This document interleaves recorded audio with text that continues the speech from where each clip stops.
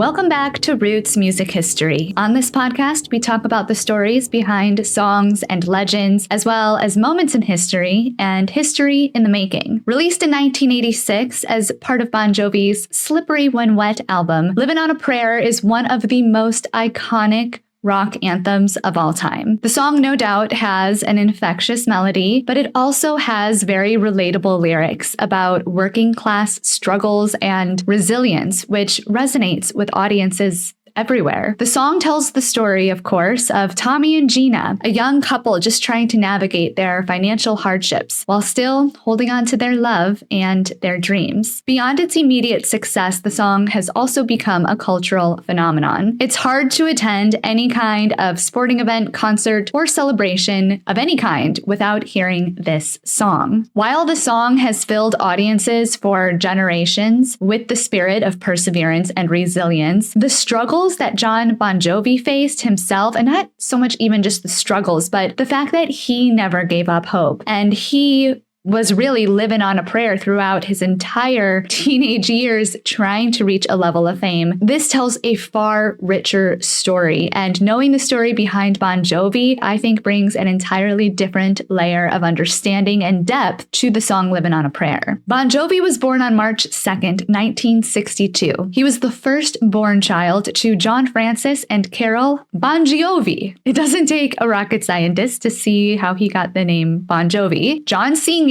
and Carol met in 1959 when John Sr. was already in the Marines and Carol had just decided to join. If Carol never decided to join the Marines, she never would have met John Sr. But she did, and they did, and a romance ensued. And 1 year later, John married Carol when he was 30 years old and she was just 20. And 1 year after that, Carol gave birth to their very first son, John Francis Bongiovi Jr., aka Jon Bon Jovi. Soon after having John, the two honorably left the Marines and moved to Sayreville, New Jersey to settle down. Sayreville is about 30 miles southwest from New York City, and when the Bon Jovis moved there, the population was just under about 25,000. That sounds small, but the town had been experiencing significant growth and had a population increase of 118% since 1950. So this was an ideal suburb, a place they could put money down on a house and expect that home to appreciate in value. It was also safe, which was important to John and Carol, considering they both wanted to raise John in a stable environment. When John was 2 years old, the family welcomed another baby,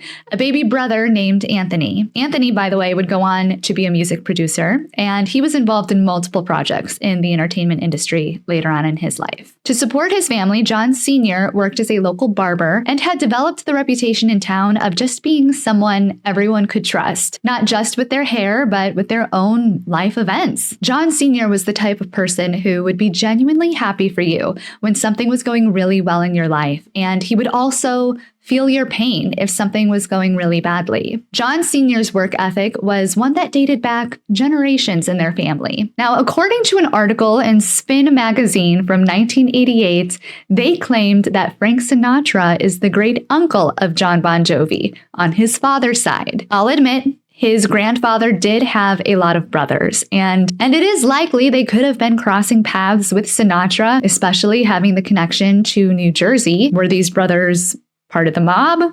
I don't know, not going to start any more rumors here. I actually have a whole series on Frank Sinatra and the history of the mob and the music industry, if you want to check that out. Obviously, I hardly covered any ground in that episode. It's hard to even make a dent in that kind of history in just 45 minutes. But if you would like to listen to those episodes, I will link them in the description down below, and let me know if you would like me to make more episodes about that subject matter. Bon Jovi's paternal grandfather's siblings were as follows, and I assure you, none of these men were Frank Sinatra, nor did any of their wives have any relation to him either. I went down way too long of a rabbit hole looking at this. 1911 was Anthony Christopher Bongiovi. 1913 was Emmanuel Bongiovi. 1914, Anna Marie. 1916, Dominic Charles Bongiovi. 1921, Francis, aka Frank Charles. 1923, Annie Bongiovi. 1925, Charles J. Bongiovi. 1929, Elizabeth Louise Bongiovi. In 1930, the final great uncle was born, Joseph S. Bongiovi Jr. Bon Jovi said he always loved the rumor that he was a blood relative of Frank Sinatra, and maybe that's why he really only disputes it when specifically asked, but he has indeed confirmed it is just a rumor. But he does say he loves Frank Sinatra, and he even said he used to carry around a photo of Frank Sinatra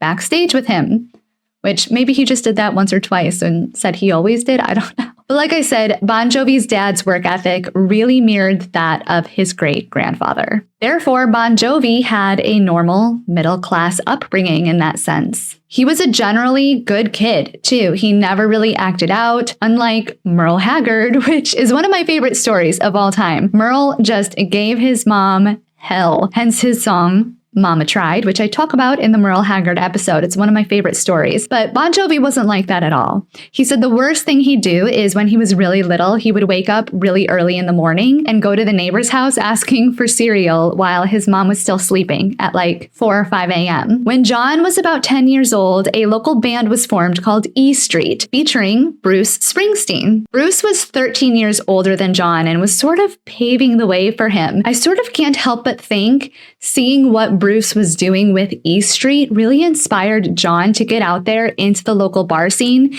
and start playing at such a young age. Now, it's important to note Bruce Springsteen had been playing locally far before the formation of E Street. So he was frequenting very notable bars and clubs that John was probably exposed to. When John was about 13 years old, Steven Van Zandt joined E Street, taking the band to the next level. This was also the same year John got his very first guitar. It was a clone of a Univox Stratocaster that his parents gave him for Christmas. Although this was a clone, the Univox, I have to say, was a very well-known and very nice guitar. The same type of guitar that the late Kurt Cobain played, and even having a clone of it was pretty cool. He played this guitar for 3 years before selling it to a kid who lived down the street for $100 around the age of 16. It was about the same time Jon Bon Jovi was selling his very first guitar. He had also formed his very first band with his friend David Bryan. They called the band Atlantic City Expressway, and he was ready to let go of this first guitar and move up in the world. He used the $100 from his first guitar to up his game to a Fender, and then used that Fender to start playing live around town. Eventually, he played in a band he called Jon Bon Jovi and the Wild Ones. And John wasn't the only Bon Jovi child involved in music. His cousin, Tony Bongiovi, opened a recording studio in 1977 at 441 West 53rd Street in Manhattan. He called it the Power Station, and along with his partner, Bob Walters, they grew this recording studio to become one of the most sought-after studio spaces. By 1979, John was 17 years old. He was playing in local bars, primarily in Asbury Park, with a band called the E Street Band. By the time John was 17 or 18, he had been playing in local bars and clubs for a couple of years. He says, the fact that the drinking age in New Jersey at that time was 18 was imperative to his entire story, because he was able to get into the clubs at like 16 or 17 years old, not drink, just play, but at least be there. And his parents were extremely supportive of this. Even though John was in high school, he remembers coming home at like 1 or 2 in the morning and needing to be at school by 8 a.m. the next day. And his parents were just like, "How was the show? Okay, sweet dreams." They just supported him, and if that's what he wanted to do, they were on board with it. From his parents' perspective, they were kind of saying like, well, it's not ideal, but at least we know where you are. We know that you're working. You're not consuming the alcohol. You're not coming home completely drunk at 16 years old. You're just playing a show, and you're really serious about it, and they could see his passion. So for them, it was a total no-brainer to support him. And this was vital to Jon Bon Jovi's early development, because he was immersing himself in the New Jersey music scene, and part of that meant he was beginning to cross paths with other musicians, like Bruce Springsteen and Steven Van Zandt. Eventually, he wasn't just crossing paths with them, he was joining them in impromptu jam sessions. The E Street Band, just for context, was actually formed when Bon Jovi was about 10. Steve joined when he would have been about 13, so by the time Bon Jovi starts doing jam sessions with them around 1980, they were already well known, and this was very exciting for him to be playing with them. In 1980, the E Street Band also recorded their album The River at Jon Bon Jovi's cousin's recording studio, The Power Station. 1980 was a huge year for The Power Station. In this year, The Power Station also recorded David Bowie, The Rolling Stones, Madonna, Aerosmith, Meatloaf, and many, many more. And remember, by 1980, Bon Jovi was 18 years old. Not only was he playing live shows in the local clubs at this point, but he was also working part-time at the power station. He was running errands for his cousins, scheduling sessions, sweeping the floors, that sort of thing. But Jon wasn't stupid, and he wasn't just going to be doing this in the background silently. He used this opportunity to network with as many musicians and managers as he could. When he wasn't networking, he was just watching in awe. He was literally watching through the window when Freddie Mercury and David Bowie were doing Under Pressure. Like, how cool and inspiring to be there and be surrounded by that type of energy. One day, a man named Domenico Monardo, aka Miko, came into the power station. If this name doesn't sound familiar to you right away, he famously produced the disco version of the Star Wars theme. Jon struck up a conversation with Miko, and it resulted in Miko actually asking Jon to sing on a track. The track was R2-D2, We Wish You a Merry Christmas. And since he hadn't officially changed his name to Bon Jovi yet, he was credited on this track with his real full name, Jon Bon Jovi. Arthur, where are you? Oh, there you are. Hope my little message gets to you. There he is, do you hear him? We know that's where you are. This was the first professional recording for Jon, and it was in this moment he realized this is what he was meant to do.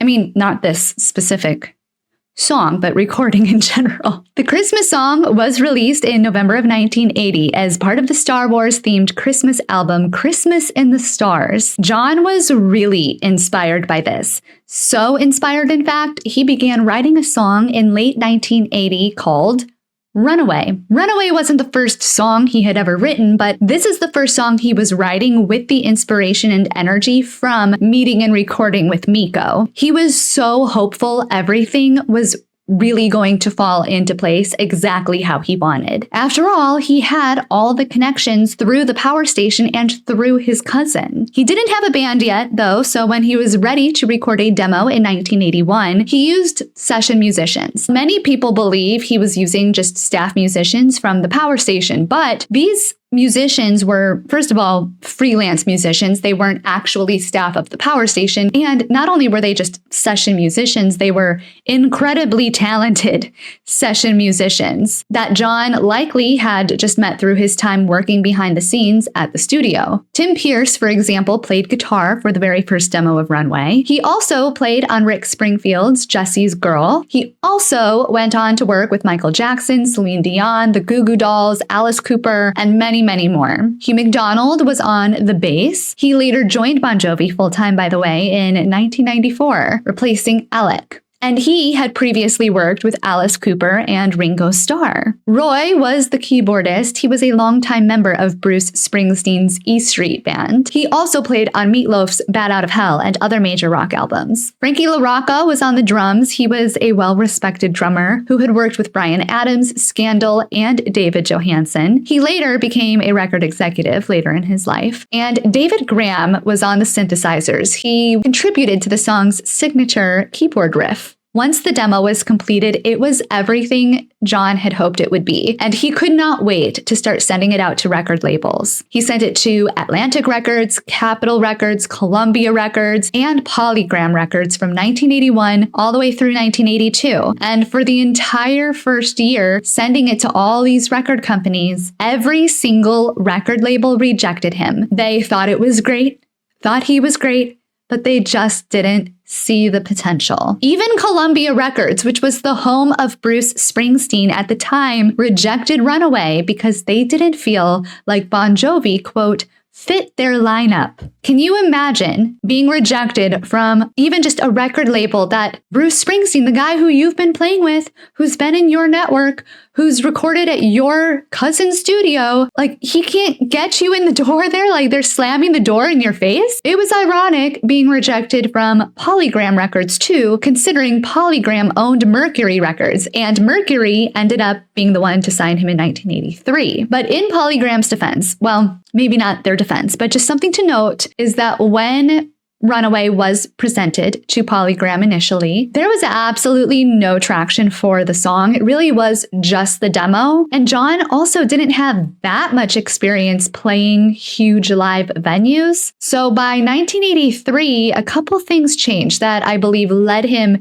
to be signed by Mercury. Number one, he had played bigger live shows, giving him more exposure to a main stage, and he had played Runaway at those shows. And number two, he had also submitted the song Runaway, and this is really the biggest factor. He had submitted the song Runaway to a New York radio station in 1982 for a contest. It was just like a local radio contest, but the song really did well in this contest and became a local hit via this radio station. It was after the song gained so much traction on the radio that Mercury ended up reaching out and offering him a deal. Derek Schulman was the executive who suggested Jon change his name to Bon Jovi, similar to the way they had marketed Van Halen. And by the end of 1983, Bon Jovi had officially had his biggest breakthrough. Not only was he signed, but he was signed with a pretty kick-ass stage name, and they were setting him up and arranging all that he needed to form his own band that they were going to call Bon Jovi. Interestingly enough, Mercury decided not to re-record Runaway.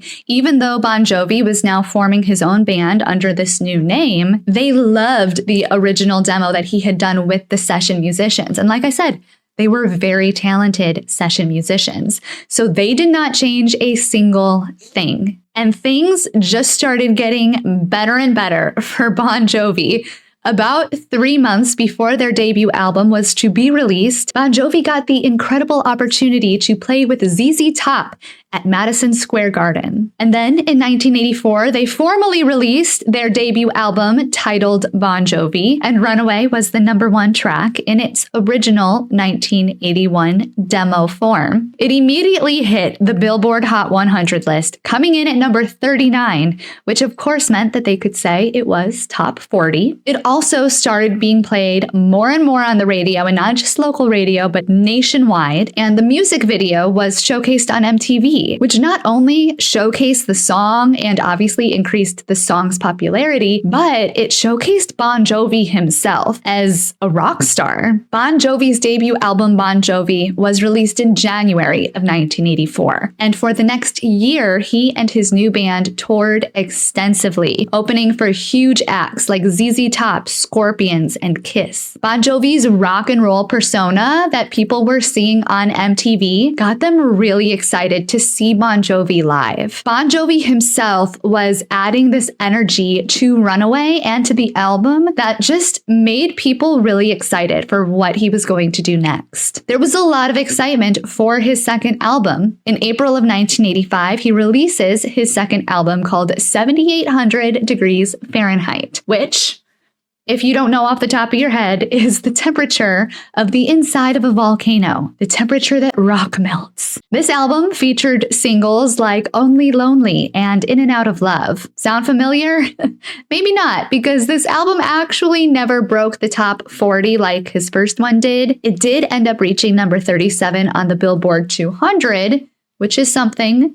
But again, it wasn't the same level of success. It didn't feel like the same level of success as the first album. Now, despite the chart technicalities, the second album did outsell the first album almost everywhere and opened Bon Jovi, the band, up to a fan base that was worldwide versus just nationwide. So it wasn't like the second album flopped. And after its release, Bon Jovi continued to tour, continued to maintain and grow a fan base. And while doing this extensive tour schedule, they also started working on a third album. And if you follow this channel, you know I often talk about what I call divine music intervention. It's that moment when a song just comes to a songwriter like a genie in a bottle. And it's always the greatest songs in music history that seem to have come so easily to the writer. And not just that, but when you look deeper at the stories behind the songs, you really see these life events coming together in the most serendipitous ways that there's no explanation for it other than divine intervention. One of my absolute favorite divine music moments was how Julia Ward Howe wrote in her book Reminiscences about how the Battle Hymn of the Republic just came to her so quickly in the middle of the night that she frantically got up out of bed and was furiously writing down the lyrics to the battle hymn by the light of a little lamp, because obviously it was the 1800s and they didn't have electricity. And that is exactly how Bon Jovi describes the writing of the song that would eventually change not only his life forever, but all of our lives forever. A song that they would call Livin' on a Prayer. The song was written by Jon and his guitarist, Richie Sambora, who also, by the way, co-wrote Wanted, Dead or Alive, You Give Love a Bad Name, Bad Medicine, and probably more that I'm not thinking of.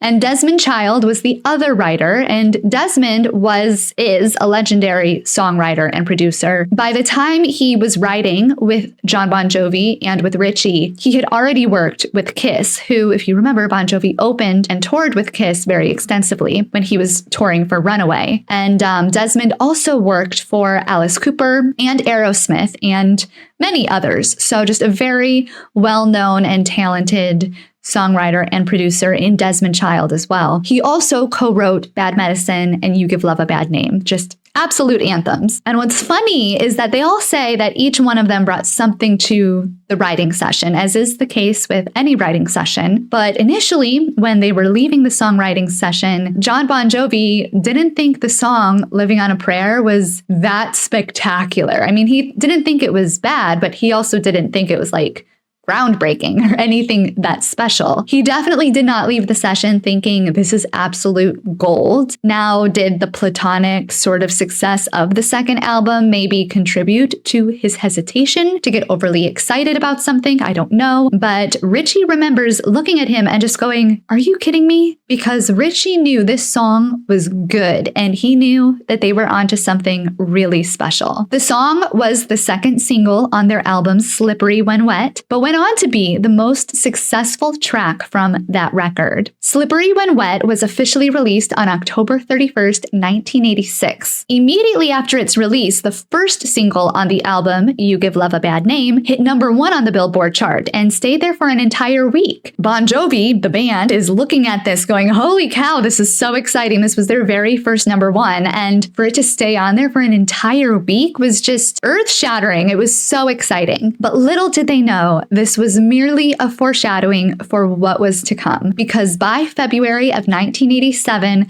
Livin' on a Prayer had already been on the Billboard Hot 100 for 4 whole weeks. And that wasn't the only place it was #1 either. It also hit #1 on the mainstream rock chart and Canada's #1 on Canada's rock chart. Audiences worldwide just resonated with the struggles of the two fictional characters, Tommy and Gina, a working class couple struggling financially while still holding on to their love and dreams. The song went platinum in the US a total of 3 times, which was 1 time more than what they thought was going to be their #1 single, what was their #1 single on the album, You Give Love a Bad Name. As of 2025, when I'm making this video, the song Livin' on a Prayer has surpassed 1 billion with a B streams on the Spotify platform alone, and over 10 million units sold. And in the words of Bon Jovi, will probably be in his obituary someday. which is hopefully a very long ways away, considering Bon Jovi is a vibrant 63-year-old Floridian right now, residing humbly in Palm Beach, Florida. And might I say, Florida looks good on him.